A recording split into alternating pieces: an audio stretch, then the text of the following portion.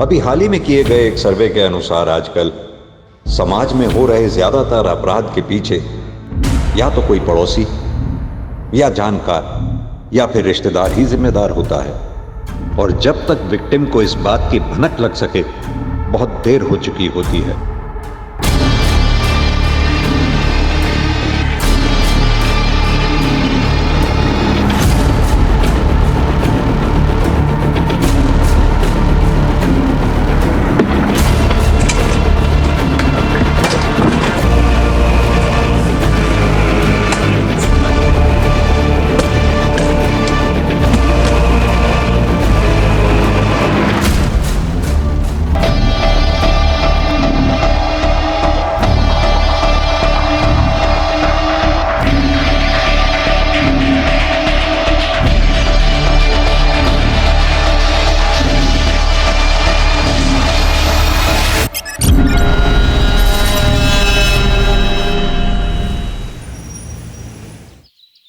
संध्या। हाँ आ रही हूँ। ये लीजिए आपका टिफिन। संध्या, इस घर में अकेली रह लोगी? ये शहर, ये जगह तुम्हारे लिए बिल्कुल नहीं है। शादी के पूरे 3 साल बाद मुझे अपना कहने को घर और संसार मिला है। आप यहाँ अकेले थे, वहाँ मायके में मैं अकेली थी। अब जाके हमारा अपना घर संसार शुरू हो रहा है। आप देखिएगा, मैं इस घर को ना बड़ी अच्छे से सजाऊंगी। फिलहाल तो ये घर किराए का है, लेकिन बहुत जल्दी अपना घर होगा। जैसा भी होगा, है तो अपना ही घर ना। अच्छा सुनो, ऑफिस के लिए लेट हो गई, चलता हूँ। अच्छा, अपना ख्याल रखना। आप भी। Bye bye.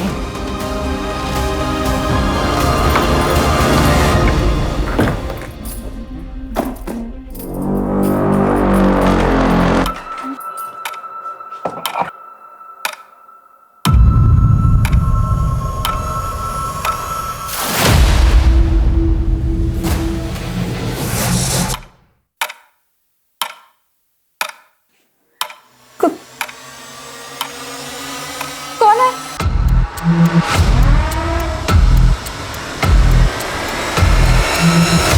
कौन है?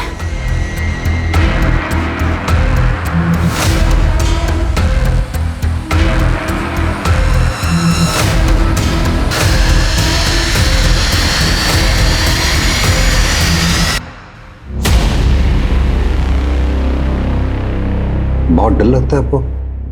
नहीं, तो प्रॉब्लम क्या है? डिप्रेशन। मर जाने को दिल करता। लाइफ की ये टेंशन मुझे बर्दाश्त नहीं हो रही है। आपके अंदर काफी कुछ दबा हुआ है जो आपको बाहर लाना होगा। मैं आपकी मदद करूंगा, जज भी नहीं करूंगा आपको। अरे बाबा, झगड़ा नहीं करूंगा। अच्छा तुम बैठो। तुमने बताया कि दोनों दरवाजे बंद थे। इस शहर में नहीं, इस घर में भी तुम अकेली। सिर्फ तुम्हारा वहम होगा। एक काम करते हैं, तुम्हें चीयर अप करने के लिए एक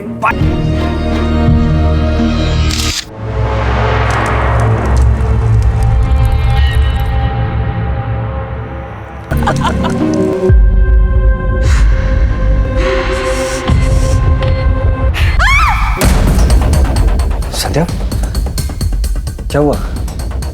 सब ठीक तो है ना? यहाँ कुछ तो है, मतलब इस घर में कुछ तो गड़बड़ है। मुझे बहुत डर लग रहा है। ये सब तुम्हारा वहम है, कुछ भी नहीं है। देखो। नहीं नहीं, कुछ है यहाँ पे, कुछ तो है। अच्छा ठीक है, मैं हूं ना तुम्हारे पास। तुम सो जाओ, सो जाओ।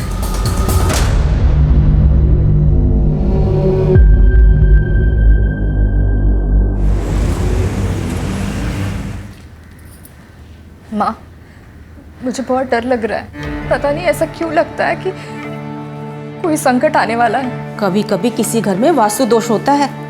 किसी पंडित को बुलवाकर वास्तु शांति की पूजा पाठ करवा लो, सब ठीक हो जाएगा। पर इनका ऐसी बातों पर विश्वास ही नहीं है। अरे पति लोगों की बातों को इतनी गंभीरता से नहीं लेते। बस उनकी हाँ में हाँ मिलाती रहो और करो वही जो तुम करना चाहती हो।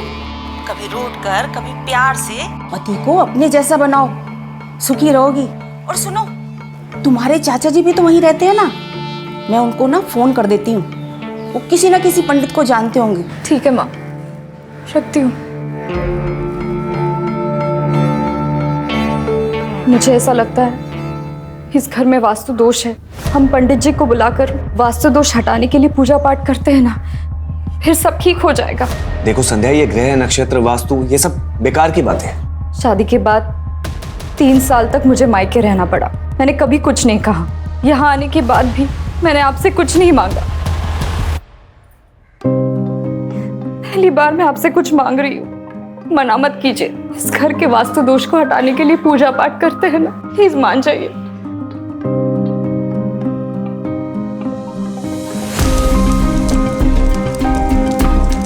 ओम भू स्वाहा तत्सवितुर्वरेण्यं भर्गो सर्वार्थ साधिके शरण।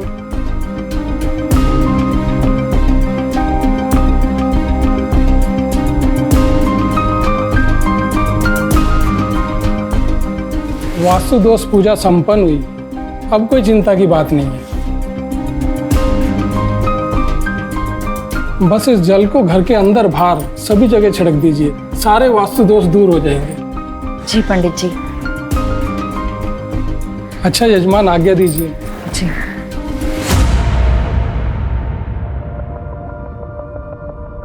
सुनिए, ये आपका टिफिन। संध्या, लेट हो रहा ऑलरेडी।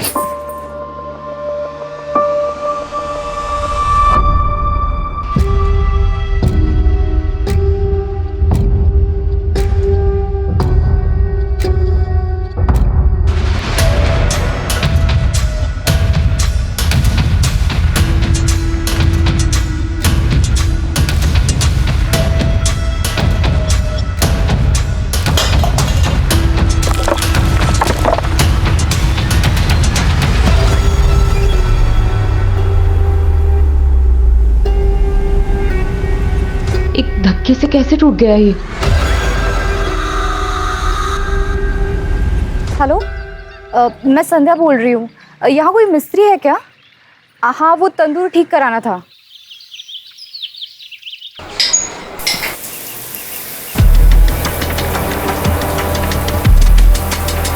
तुलिका, टॉवल देना।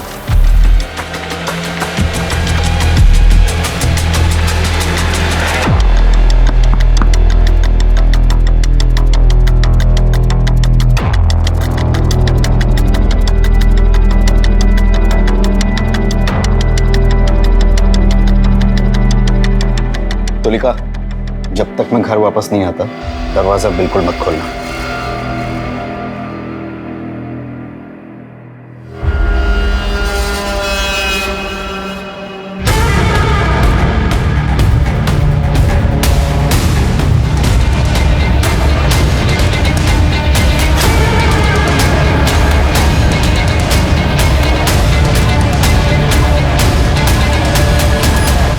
तुलिका, आपकी मैरिड लाइफ कैसी चल रही है?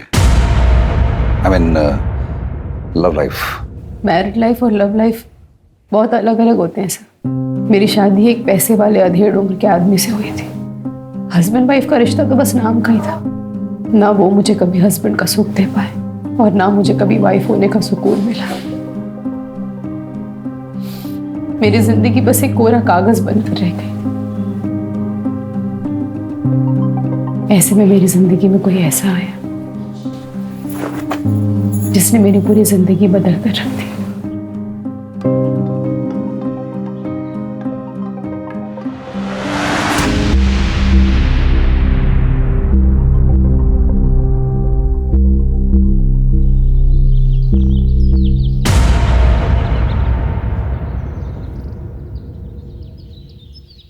ऐसे क्या देख रहे हो?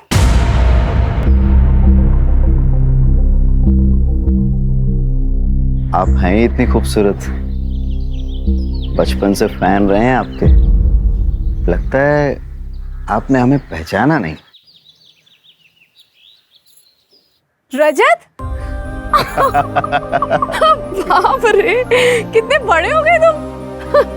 नहीं, अरे वाह, मुझे तो नाश्ते पे किसी ने बुलाया ही नहीं। तुम कोई मेहमान हो क्या? फैमिली मेंबर हो। हक से बैठो और हक से खाओ। अरे वाह, आपके हाथ के बने खाने का स्वाद तो पूरी दुनिया में कहीं नहीं मिल सकता। एक और दो, एक और दो, एक और दो।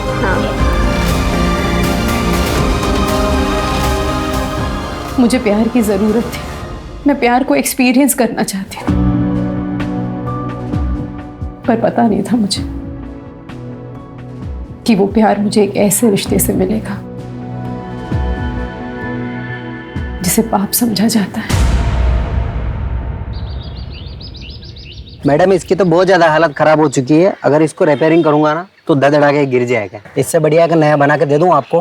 भैया आपको जो करना है जल्दी कीजिए, शाम तक तैयार हो जाना चाहिए। हो जाएगा मैम, शाम।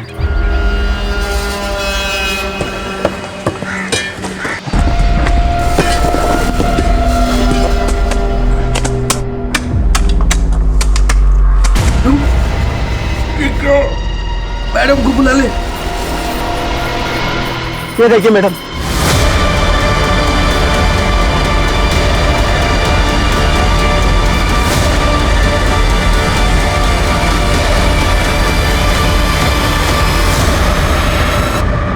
देखने में तो लाश 8-9 महीने पुरानी लग रही है। तो लाश तो आधी से ज्यादा डिकम्पोज हो चुकी है। कौन रहता है इस मकान में? मेरा नाम है श्याम श्रीवास्तव। ये आप ही का मकान है? नहीं सर, हम तो किराए पे रहते हैं सर। इसके मालिक तो बगड़िया जी है। मैंने उन्हें फोन किया, वो आती ही होंगे। कब से रह रहे हैं किराए पे यहाँ? सर 7 महीने हो गए। मेरी वाइफ तंदूर का काम करवा रही थी सर, दाई करवाई तो नीचे लाश निकली। इस तंदूर का इस्तेमाल करते थे आप लोग? हाँ सर, अभी कुछ दिन पहले किया था सर। वो ये फोटो भी खींची थी सर। बगड़िया जी आ गए। आप लोग जरा वहाँ इंतजार कीजिए। जी आइए बगड़ जी।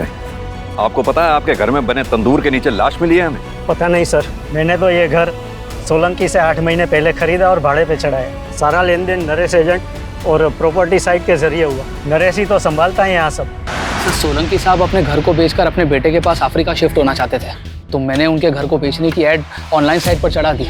साथ में कुछ फोटोज भी डाल दिए सर। वो मेरा ऑफिस का जो लड़का है वो फोटोज काफ़ी अच्छी लेता है, तो घर की पिक्चर्स काफ़ी अच्छी आई तो ग्राहक भी तुरंत मिल गया। कब की बात है ये? सर कुछ 8-9 महीने पहले की बात होगी। तब भी इस घर में तंदूर था? सर पता नहीं, शायद हो भी सकता है। वैसे सर इस दौरान हमने कंस्ट्रक्शन तो कुछ नहीं किया इस घर में। अच्छा ये बताओ, इन दोनों से पहले इस घर में कौन कौन रह के गया? सर मैं सारी डिटेल्स निकाल कर आपको बताता हूँ। लेके आओ। चलता हूँ सर। राजीव सर, इससे पहले इस मकान में जितने भी लोग रह के गए सबकी डिटेल्स पता करो। Right sir. इस कपल की बैकग्राउंड चेक करो। सर।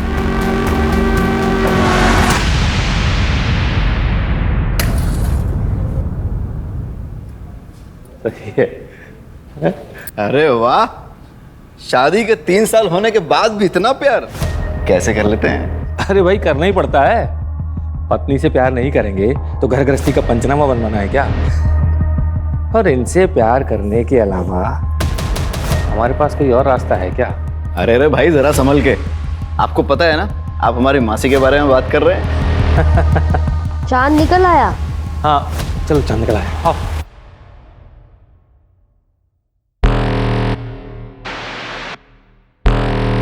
हर शादी प्यार के भरोसे पर नहीं चलती। कुछ शादियां मजबूरी की वजह से चलती रहती हैं। अगर आपकी शादी में सब कुछ ठीक ठाक था तो ऐसी कौन सी मजबूरी थी जो आपको परेशान कर रही थी? मजबूरी नहीं सर, ज़रूरत। मेरे पति का पहला और आखिरी प्यार उनका बिजनेस और पैसा ही है। मेरी ज़रूरतों का तो उन्होंने कभी ख्याल ही नहीं रखा।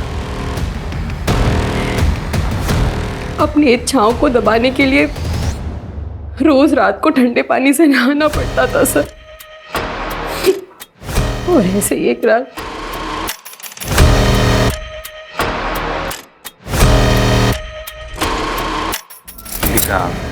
बहुत थक गया हूँ, नींद आ रही है।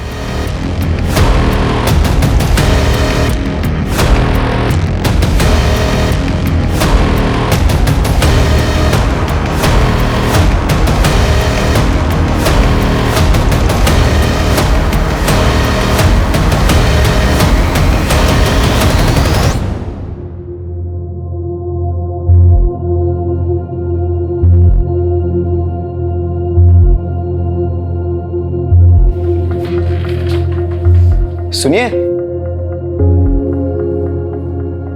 आप इतनी रात को नहा धोकर तुम नहीं समझोगे। पढ़े लिखे हैं हम, सब समझते हैं और आपकी तकलीफ भी समझते हैं, लेकिन आप फिक्र मत कीजिए, हम हैं ना।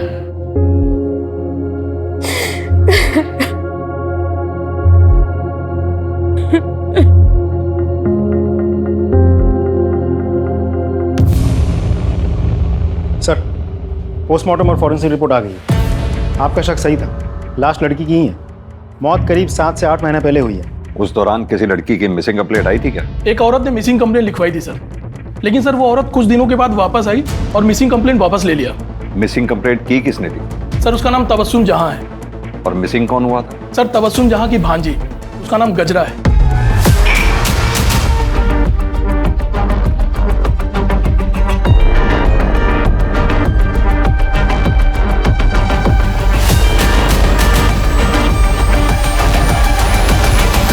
ये तबस्सुम का पता निकालो और उसे पूछताछ करो। लेकिन सर जो तबस्सुम जहां का एड्रेस है वो रेड लाइट एरिया का है सर। साहब उस घर में ना कुछ बाराती रुके हुए थे, नाच गाने की फरमाइश थी, तो मैंने अपनी एक लड़की गजरा को वहां भेज दिया, पर वो वापस आई ही नहीं। तो फिर मैंने पुलिस थाने जाकर रिपोर्ट लिखवा दी। फिर वो दूसरे दिन ही वापस आ गई, पूरा बाटली मार के बेवड़ी पड़ी थी। फिर जैसे ही उसको होश आया तो वो घर पे आ गई। फिर मैंने भी थाने जाके रिपोर्ट वापस ले ली। गजरा है कहाँ, बुलाइए। उसे टीबी हो गया था ना साहब, तो नाच गाना छोड़ के वो अपने गाँव चली गई। उसका फ़ोन नंबर दीजिए। नंबर था साहब, लेकिन मोबाइल मैंने दिया था ना उसको, तो जाते समय वो मोबाइल दे के गई। ठीक है, तो पुराना वाला नंबर दे दीजिए। साहब वो तो मैंने बेच दिया मोबाइल। घर का पता तो होगा, वो दे दीजिए। मेरे पास नहीं है साहब। राजीव, दाल में कुछ काला है, गजरा को ढूंढो पहले तो। और हाँ, इस तबस्सुम की भी डिटेल्स निकलवाओ। सर वो लाश वाले घर में जो लोग भी रहते थे उन सभी की इन्फॉर्मेशन निकाली है सर मैंने। सर सबसे पहले उस घर में किराएदार के तौर पर ये रजत जी और उसकी विधवा बहन तन्वी आई थी सर। उसके बाद ये घर हमने बगाड़िया जी को बेच दिया सर। और सर कुछ समय के लिए हमने पवन कौल साहब को भी ये घर किराए पे दिया था। सर उसके बाद हाँ, ये जोशी जी के बेटे की शादी थी सर, तो उसके काफ़ी सारे दोस्त आए थे यहाँ पर। रजत और उसकी बहन की डिटेल्स? सर एक्चुअली वो डायरेक्ट पार्टी थी सोलंकी जी की, तो उन्हीं के पास सारी डिटेल्स होगी। लेकिन हाँ सर, मैंने हाँ रजत जी का फ़ोन नंबर निकाल लिया सर उनके पड़ोसियों से। सर मेरे बेटे के 2-3 दोस्त रुके थे उस घर में। एक तो अमेरिका में उसके साथ ही काम करता, और दूसरा जर्मनी में है, और तीसरा शायद मुंबई में कहीं काम करता। क्या आपको मालूम है उस दौरान आपके बेटे के दोस्तों ने रात में रेड लाइट एरिया से किसी नाचने वाली को घर बुलाया? उन्होंने तो नहीं बताया था, लेकिन हमें पता चला था सर कि वो लड़की की जो मौसी है ना, उसने जब पुलिस कंप्लेंट की तब बहुत डांटा था मैंने उसे। बाद में उन लोगों ने माफ़ी भी मांग ली थी और लड़की भी मिल गई थी। केस रफा दफा हो गया था और हमने भी बात को दबा दिया था। उन सभी बच्चों की डिटेल्स इन्हें लिखवा दीजिए। जी। अजय, क्या लगता है सर, ये केस हम सॉल्व कैसे करेंगे? लास्ट की शिनाख्त भी तो नहीं हो पा रही है। वही तो राजदीप, केस उलझता ही जा रहा है। ना तो हमारे हाथ में कोई ठोस सबूत है, ना ही कोई ठोस सुराग। एक काम करो, ये पवन कौल को पूछताछ के लिए बुलाओ। इनफैक्ट पवन कौल ही क्यों, इस घर से जुड़े सभी लोगों से अच्छे से पूछताछ करो। आई एम श्योर कच्चा ही सही पर एक धागा हमारे हाथ जरूर लगेगा। फिर लाश की शिनाख्त भी होगी और कातिल भी पकड़ा जाएगा।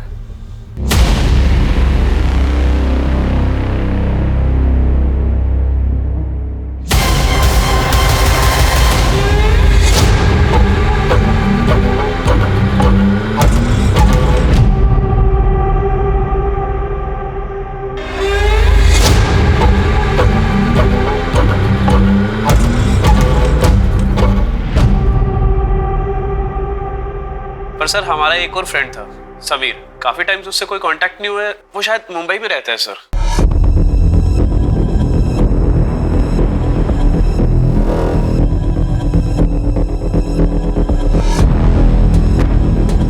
कौन से कॉलेज में पढ़े हो आप लोग? Sir city college sir. City college से समीर का एड्रेस लो और समीर की सारी डिटेल्स निकालो। Right sir. फंक्शन के दौरान जिस घर में तुम्हारे दोस्त रुके थे, उस घर में बने तंदूर के बारे में कुछ जानते हो? नहीं सर, हम तो ऑल द टाइम हॉल में ही थे, वहां जाने की कोई नीड ही नहीं पड़ी सर हमें। जरूरत पड़ी तो फिर बात करेंगे तुम्हारे साथ। सर शाम के बारे में सारी इन्फॉर्मेशन निकाल ली। 3 साल पहले शाम की शादी संध्या से हो तो गई थी, लेकिन इंटरेस्टिंग बात यह है कि साथ ही उसके ऑफिस कोलीग प्रीति के साथ उसका अफेयर भी चल रहा था। सर एक बात और, प्रीति ने भी 7 महीने पहले ही अपने ऑफिस से रेजिग्नेशन दिया था और उसके बाद से अब तक ना किसी ने प्रीति को देखा है और ना ही प्रीति के साथ किसी की बातचीत हुई है। राजीव, ये प्रीति की डिटेल्स निकालो। अब समझ में आया श्याम शादी के बाद 3 सालों तक अपनी वाइफ को मायके से वापस क्यों नहीं लेके आया। इस श्याम को भी लेके आओ। सब ये बात सच है कि सर प्रीति से मेरा अफेयर चल रहा था, लेकिन बड़े ही रिस्पेक्ट और रिगार्ड के साथ हम दोनों अलग हो गए। अब प्रीति कहाँ है? सर मुझे नहीं पता सर उसका फोन भी बंद आ रहा है सर। उसने अपना सोशल मीडिया से अकाउंट भी डिलीट कर दिया सर। तेरे घर में तंदूर के नीचे जो लाश मिली वो कहीं प्रीति की तो नहीं है? सर नहीं, ऐसा नहीं हो सकता सर। मैं प्रीति से बहुत प्यार करता हूँ सर, मैं उसे क्यों मारूंगा? ऐसा भी तो हो सकता है कि प्रीति को तेरी शादी के बारे में पता चल गया था और तुझे इस बात का डर था सबके सामने हुआ कि पोल ना खोल दे, इसकी वजह से तूने उसको मार दिया ना। सर मैं सच कह रहा हूँ सर मैंने कुछ नहीं किया सर। इसके फोन से प्रीति की फोटोग्राफ्स लो, उसका नंबर लो और उसे कांटेक्ट करो। फोन दे। सर नंबर तो डज नॉट एग्जिस्ट बता रहा है। प्रीति का फोन बंद होने से पहले कहां पे एक्टिव था, उसकी लास्ट लोकेशन पता करो, उसके कॉल डिटेल रिकॉर्ड्स भी निकालो, प्रीति के ऑफिस के रिकॉर्ड से उसका परमानेंट एड्रेस भी पता करो। सर फोन कॉल आया है, बुलाओ उन्हें। जी सर। देखिए सर, मेरे बेटे के जन्म संस्कार का फंक्शन था, बहुत सारे रिश्तेदार आए थे, इसलिए मैंने वो घर कुछ दिनों के लिए किराए पर लिया था। आपके रिश्तेदार जो उस घर में ठहरे थे, क्या उनमें कोई महिला भी थी? नहीं सर, वहाँ तो सारे जेंट्स रुके हुए थे, सारी लेडीज मेरे घर पे रुकी हुई थी और उनमें से कोई भी ना तो गायब है और ना ही किसी की डेथ हुई है। उस घर में आपने अपने रिश्तेदारों के लिए क्या किसी तंदूर का इस्तेमाल किया था? सर सारा खाना तो मेरे घर पे बन रहा था और ये एक धार्मिक कार्यक्रम था, इसलिए भोग तो अपने घर की रसोई में ही बनता है ना, फिर मैं वहाँ तंदूर क्यों लगवाऊंगा। ठीक है मिस्टर कॉल, अभी आप जा सकते हैं, जरूरत पड़ी तो फिर बुलाएंगे आपको। Thank you sir. अब सिर्फ रजत ही बचा है। राजीव, भोपाल जाके रजत से अच्छे से पूछताछ करो। सर। शुक्ला, प्रीति के पेरेंट्स का पता लगाओ और प्रीति के बारे में पूछताछ करो। Right sir. धीरे धीरे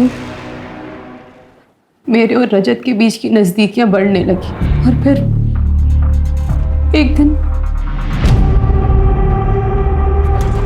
क्या करो तुम लोग? क्या करो तुम लोग? हैं? मेरे घर में तू साल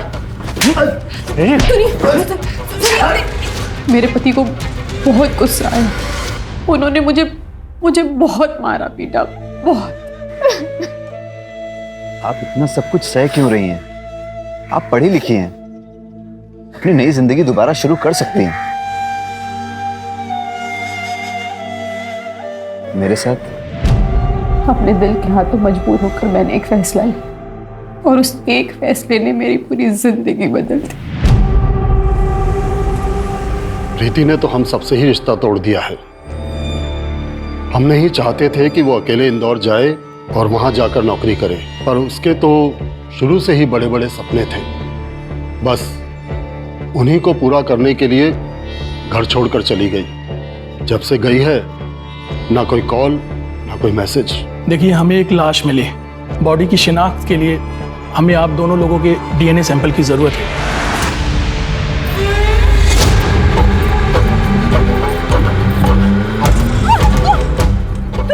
कहाँ तक भागेगी मुझसे? हैं?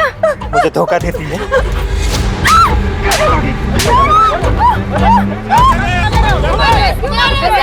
पागल है भाई साहब, पुरानी कब से मेरा पीछा कर रहा है। तो कहीं से भी खोद के जिंदा गाड़ दूंगा तुझे। तुम नरेश के यहाँ काम करते हो? जी सर। तुम्ही ने वो वेबसाइट पे फोटोज अपलोड किए थे? जी सर। तो जब तुमने वो फोटोग्राफ्स लिए थे तो वहाँ तंदूर था क्या? हाँ सर था, लेकिन मुझे अंदर बाहर के फोटो लेने को कहा था तो मैंने निकाले और अपलोड कर दिए। लेकिन तुमने जो फोटोग्राफ अपलोड किए उसमें तो तंदूर हमें दिखा नहीं। सर साइट फोटो अपलोड करने की लिमिट होती है तो इसलिए मैंने ज्यादा नहीं निकाले। ठीक है, तुम जा सकते हो, जरूरत पड़ेगी तो फिर बुलाएंगे। सर उस घर में रहने वाले पुराने टेनेंट रजत का पता चल गया। कहाँ का रहने वाला? भोपाल का सर। राजीव सर पता करो। Right sir.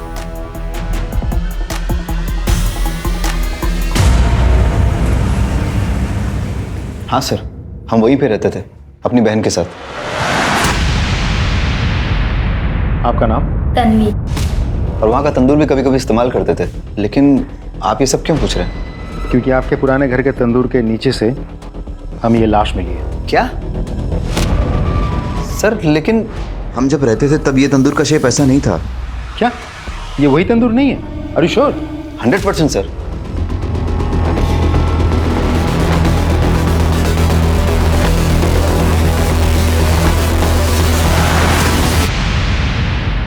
प्लीज मुझे छोड़ के मत जाओ।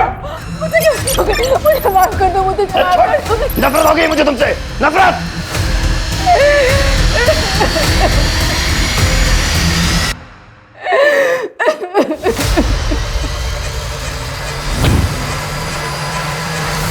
रजत ने राजदीप को बताया कि उसने पिक में जिस तंदूर की फोटोग्राफ देखी वो वैसी नहीं है जैसी उसने उस घर में देखी थी।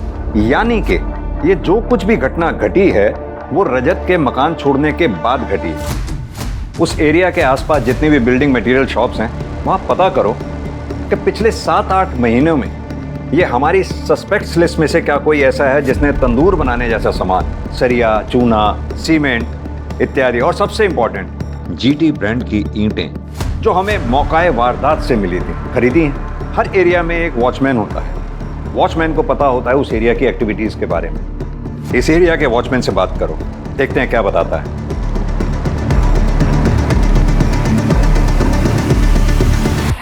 अरे भाई साहब,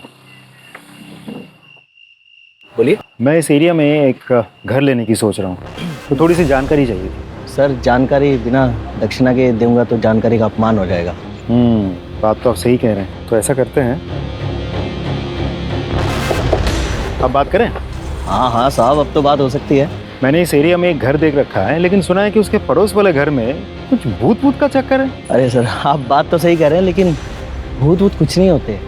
लेकिन हाँ, उस घर में ना खेल बहुत होते थे। वो एजेंट नरेश है ना, उसी के हाथ में था भाड़े से ये घर। जब कोई भाड़े वाला रहने को नहीं आता है तो नरेश क्या करता है कि कुछ लड़कियों को लेके उधर आता है।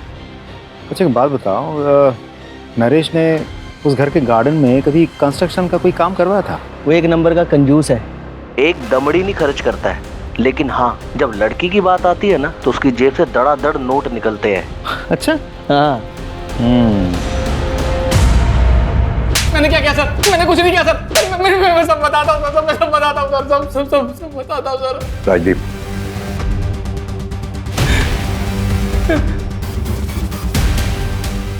बता। सर मैं मानता हूँ कि मैं रंगीन मिजाज का इंसान हूँ, अय्याशबाज हूँ।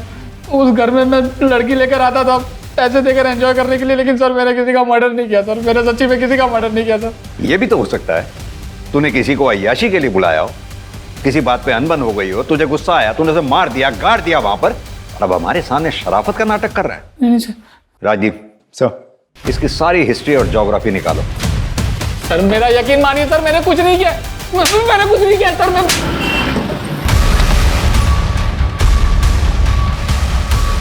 सर यही है जीटी ईंटों का सप्लायर। हाँ सर, क्या चाहिए आपको?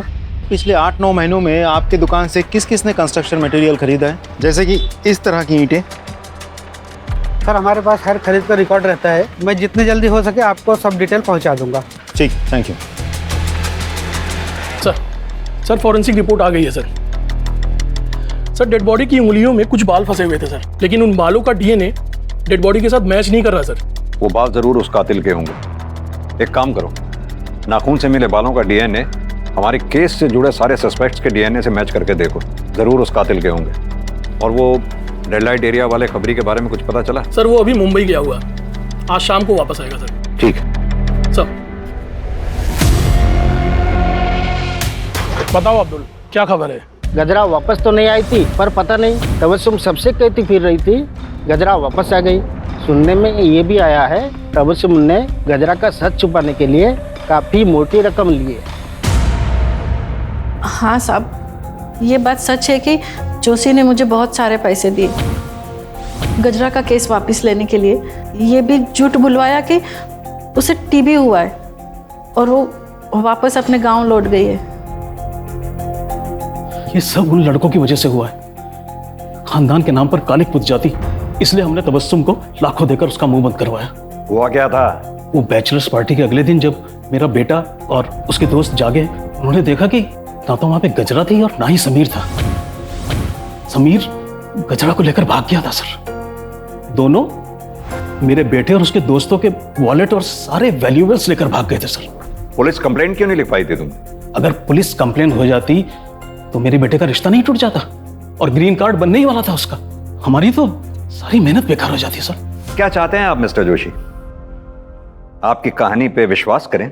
यह भी तो हो सकता है ना कि गजरा को आपके बेटे और उसके दोस्तों ने मिलकर मार दिया और फिर वहां गाड़ दिया हो और अपने पैसे के बल पर तबस्सुम का मुंह बंद करवा दिया, और फिर आपने कहा बच्चे विदेश चले गए, क्योंकि आप अच्छी तरह से जानते हैं हम अपने तरीके से उन्हें इंटेरोगेट करना चाहे तो उन्हें इंडिया बुलाना मुश्किल है।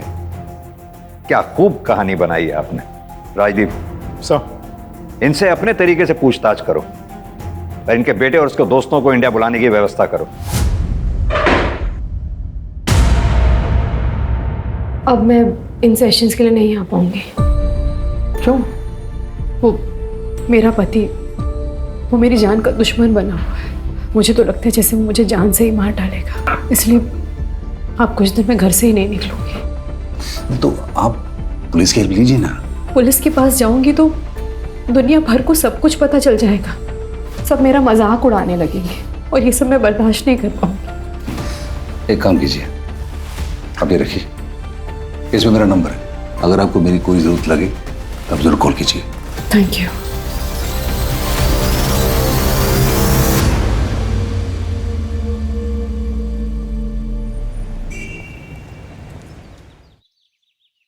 सर, समीर के आधार कार्ड नंबर से हमने मोबाइल ऑपरेटर से पूछताछ की है।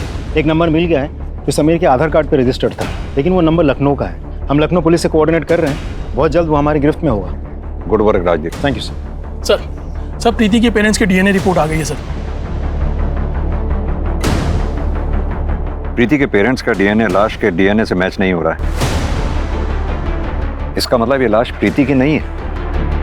सर, इसका मतलब तो ये भी होता है कि शाम कल्प्रिट है ही नहीं।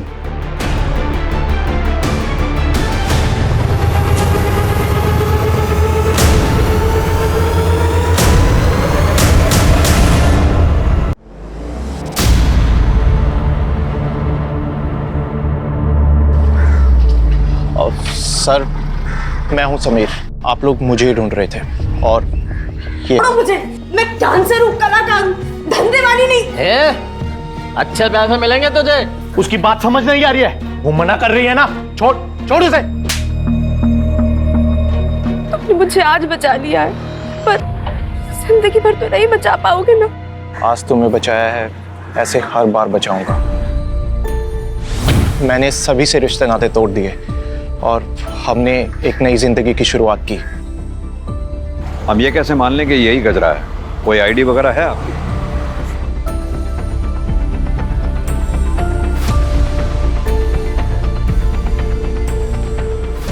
पता है समीर, रोजाना हम अपराधियों से, घटिया लोगों से, जुर्म करने वालों से मिलते हैं, लेकिन तुम जैसे लोगों की वजह से ही इंसानियत जिंदा है। Proud of you.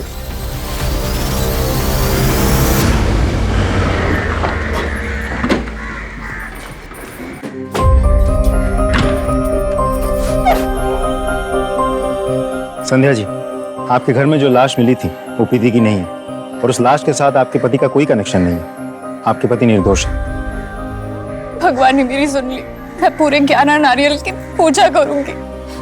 अब हम इस घर में नहीं रहेंगे, कहीं और जाकर रहेंगे। अच्छा हुआ कि इस मनहूस घर को छोड़ के जा रही हो। अरे श्रापित है ये घर, जो यहाँ रहने आता है सब पागल हो जाता है। चलो, देरी हो रही है। मैडम, एक्सक्यूज मी, एक मिनट। जी, आपने वहाँ ऐसा क्यों कहा कि इस घर में जो भी रहता है पगला जाता है? वो रजत था ना, पुराना टेनेंट, उसकी बहन तन्वी, उसका भी यही हाल हुआ था। एक दिन मार्केट में मैंने बड़बड़ाते देखा था उसको। नहीं। तन्वी, अपनी क्या हालत बना रखी है तूने? चल मेरे साथ चल। वो तन्वी थी ना, वो बहुत बड़ी डिप्रेशन में चली गई थी। मैंने उसको साइकेट्रिस्ट से मिलने का सलाह दिया था, नंबर भी दिया था। 1-2 सेशन की, उसको सुधार आने लगा था और उसके बाद छोड़ दी। ये देखिए, मुंह पे निखार भी आने लगा था, तभी टाइम का वो फोटो है ये।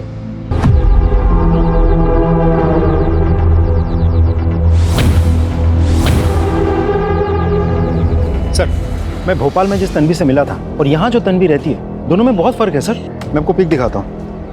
ये देखिए सर, ये है असली तन्वी।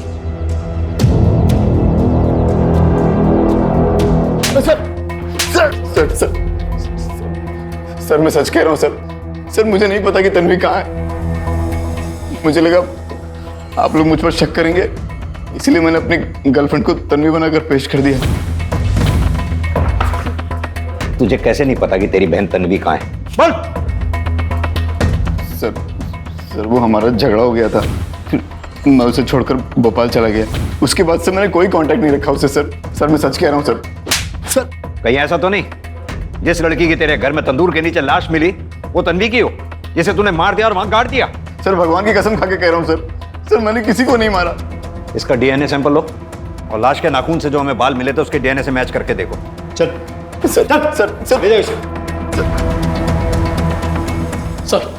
सर साइकेट्रिस्ट विनीत आए जो तन्वी का इलाज कर रहे थे। सर तन्वी का असली नाम तुलिका है और वो रजत की बहन नहीं, मौसी थी।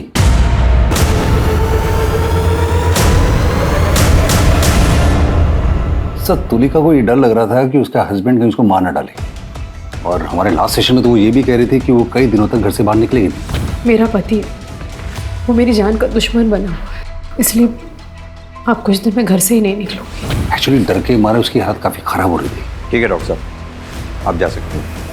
Thank you.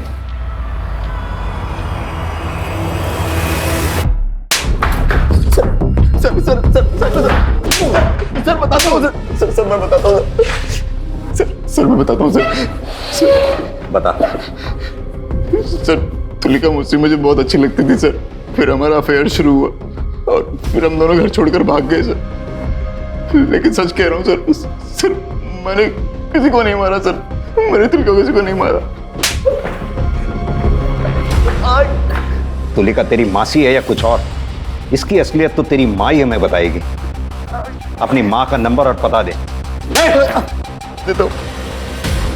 मर गए दोनों मेरे लिए, मुंह दिखाने लायक नहीं छोड़ा।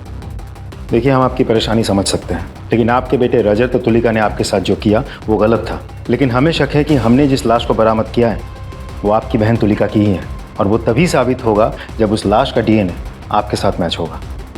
दरअसल तुम तुलिका से नफरत करते थे, इसलिए तुमने तुलिका को मार डाला। नहीं सर, मैं तुलिका को मारना तो चाहता था पर मार ना सका, वो मेरे हाथों मरने से बच गई। शुक्ला, इनका डीएनए सैंपल लो, लाश के नाखून पे जो बाल मिले थे उनके डीएनए से मैच करके देखो। सर मौका वारदात में मिली उन ईंटों को लेकर हमने गहरी छानबीन की। उस तरह की ईंटें उन 3 महीनों के अंतराल में करीब 40 मिस्त्री और कॉन्ट्रैक्टर को बेची गई थी। हमने सबसे पूछताछ की, लेकिन किसी का भी कंस्ट्रक्शन का काम तब नहीं चल रहा था जब हमें उस तंदूर के नीचे गड़ी लाश मिली थी, सिर्फ एक को छोड़कर। कौन है वो? सर मिस्त्री रमेश, लेकिन वो फरार है। सर हमें लुकआउट नोटिस जारी करना पड़ेगा। आओ।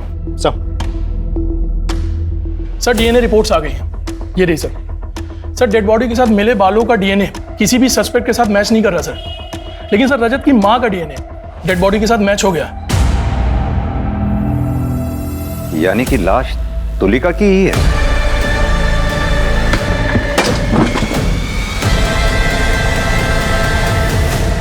ये तुलिका के कॉल डिटेल रिकॉर्ड्स निकलवाओ।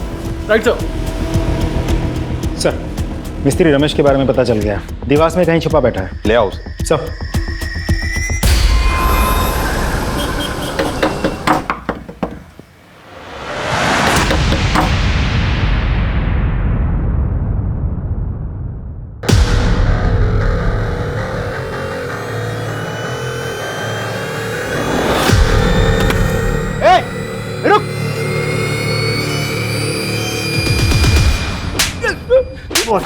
इसको नहीं मारा है साहब। किसी को नहीं मारा है, तो फिर देवास में क्यों छुप के बैठा था? बोल। जब से तंदूर के नीचे से लाश मिलने की खबर आई मैं घबरा गया था साहब। लेकिन क्यों घबरा गया था?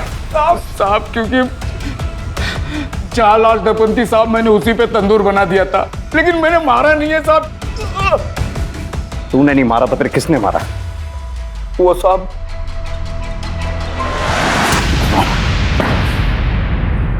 मैंने कोई मर्डर नहीं किया है। 3 बातें तुम्हारे खिलाफ इशारा कर रही। पहला, हमारे पास तुम्हारे मोबाइल लोकेशन रिपोर्ट जो साबित करती है इस बात को कि तुलिका के मर्डर के समय तुम वहीं थे। दूसरा, मिस्त्री रमेश का बयान जिसे तुमने तुलिका की लाश गाड़ के ऊपर तंदूर बनाने को कहा। तीसरी बात, तुलिका के नाखूनों से मिले बाल का डीएनए तुम्हारे डीएनए से मैच हो गया। रिपोर्ट आई जाएगी, तुम्हें बताना ही पड़ेगा सब कुछ अपने बारे में। तो अब तुम खुद बताओगे या हम अपने तरीके से पता करें डॉक्टर विनीत? बताता हूं। तुलिका ने मुझे कॉल किया था, मैं उसके घर गया था। ये सब मेरे साथ क्या हो गया?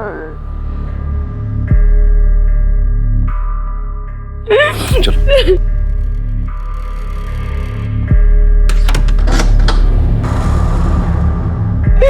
सबने मुझे धोखा दिया, सब मुझे चुप कर चले।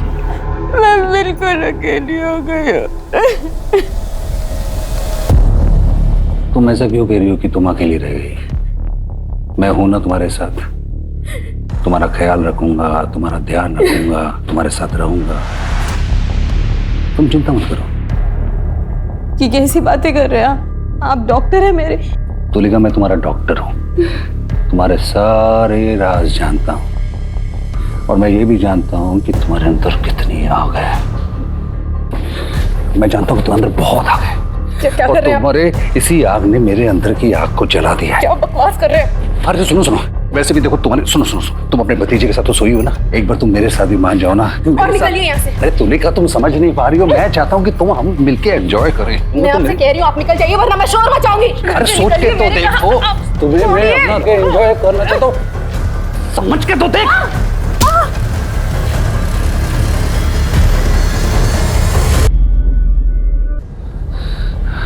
हाँ रमेश, डॉक्टर विनीत बोल रहा हूँ। उसके बाद मैंने रमेश को बुलाया,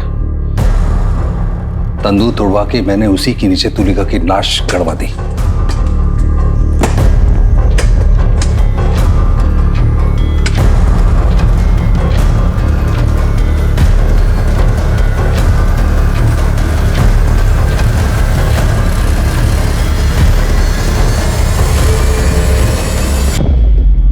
और उसके बाद मैंने फिर से एक नया तंदूर बनवा दिया। एक मरीज का अपने डॉक्टर के ऊपर भगवान से भी ज्यादा भरोसा होता है। तुमने मरीज का भरोसा ही नहीं तोड़ा, उस बेचारी तुलिका की इज्जत भी लूटने की कोशिश की, और यही नहीं, उसे जान से भी मारा। पूरी कोशिश करूंगा कि कम से कम तुम्हें फांसी की सजा जरूर मिले।